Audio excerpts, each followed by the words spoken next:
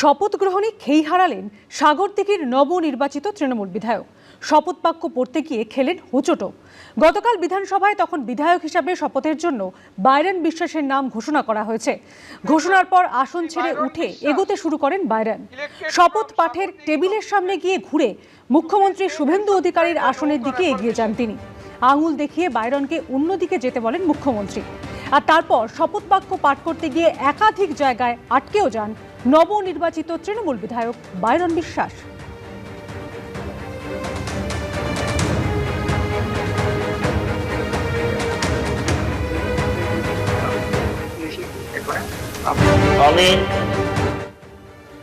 আমি বাইরন বিশ্বাস পশ্চিমবঙ্গের বিধানসভার সদস্য নির্বাচিত হইয়া ঈশ্বরের নামে শপথ করিতেছি সত্যনিষ্ঠা সহিত